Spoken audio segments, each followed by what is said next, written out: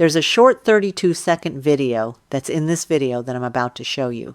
It was snagged by the YouTube channel, Plain and Boom. Now, I don't know if he did the animation, but know this. Just watching it now, 46 years and 3 months later, still blows me away to this day. It was early May 1979. I was getting ready to move to Los Angeles, California with my fiancé, turned husband, shortly after, and packing. He was going to drive his 4-cylinder 1976 Toyota Celica, loved that car, with the tiny U-Haul trailer that we rented. As for me, I was going to make my grand entrance by flying in. I had everything calculated. The day he would arrive in town. Give him about 2 days to recoup with his family and friends, and he was to pick me up at LAX that Friday around 6-ish. I wasn't going with him because he wanted me to spend time with my family, which at the time sounded great.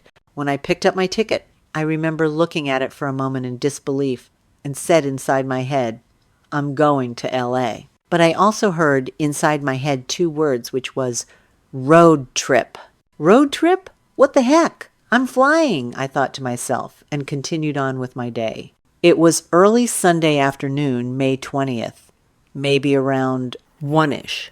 The car was packed, the tiny U-Haul was packed, the duplex cleared out and cleaned. Map and routes checked and packed, everything was done.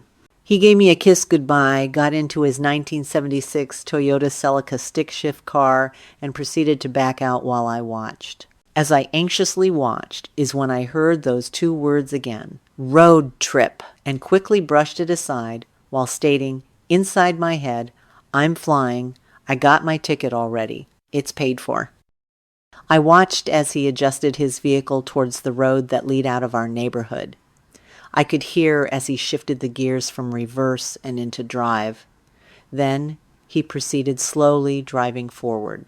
That's when I heard it again, but this time it was even louder, as if the voice was screaming, road trip. I immediately cried out at the top of my lungs while running after him, to stop, which he did. When I got to his window, I told him outright, I'm going with you.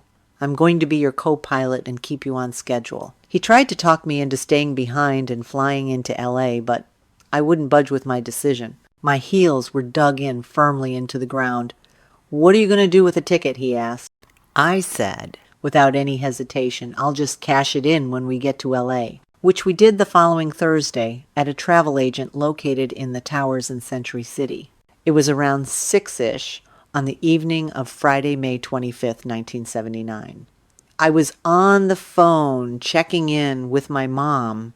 She was telling me some bad news. My Aunt Grace died of a cerebral hemorrhage that morning, and while hearing the news, I heard my fiancé call out my name frantically. Tookie, my pet name, he yelled out.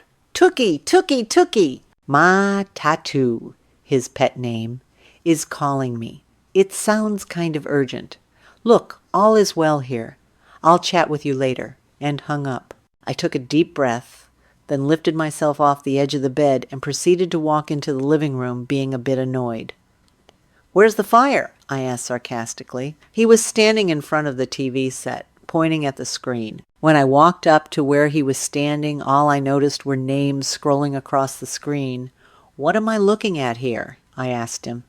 That was your plane, he said. That was your plane, he repeated louder. I stood there motionless, processing everything in my head like a computer. That plane, I believe, had a Tron screen where the passengers could get a bird's eye view from the pilot's perspective of the takeoff. I could only imagine what was happening inside the cabin of that plane during takeoff as the passengers literally watched their demise. I could, and still to this day, wonder how many people had Jesus, and wonder how many people who didn't. I know that 2 people didn't get on that plane on that grim day, with myself being one of them. I wonder, to this day, why the other person didn't get on as well. The Holy Spirit speaks to us all differently. I, for years, would refer to the Holy Spirit as the little voice, or the tiny voice. I would share, and I didn't know at the time, God stories with my so-called seasoned Bible teachers. And what ticks me off to this very day is not one told me that it was the Holy Spirit speaking to me. Instead, they would look at me like I had 3 heads on my shoulders and give me some cockamamie excuse and exit stage left as fast as they could. In Hebrews chapter 13, verse 5, quoted from the World English Bible, and in case you're wondering why I'm using that version, it's because there's no copyright infringement. It says, "Be free from the love of money, content with such things as you have, for he has said, I will in no way leave you, neither will I in any way forsake you." Or maybe it's Psalm 91 verse 7, which reads, "1,000 may fall at your side and 10,000 at your right hand, but it will not come near you." Of course, there wasn't 10,000 people on that plane that Friday afternoon, but he, through the Holy Spirit, did not let death come near me.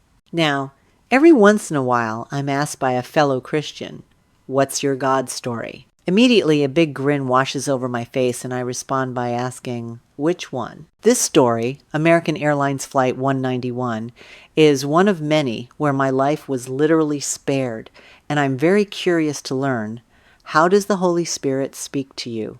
Do you have a Holy Spirit story where He saved you? I sincerely want to know all about it. So please take the time to share it in the comments down below. Well, that's about all for now. And in the meantime, keep Jesus in your heart. As a matter of fact, be super glued to Jesus because He's coming back real soon. And I don't want to see you left behind. Bye-bye.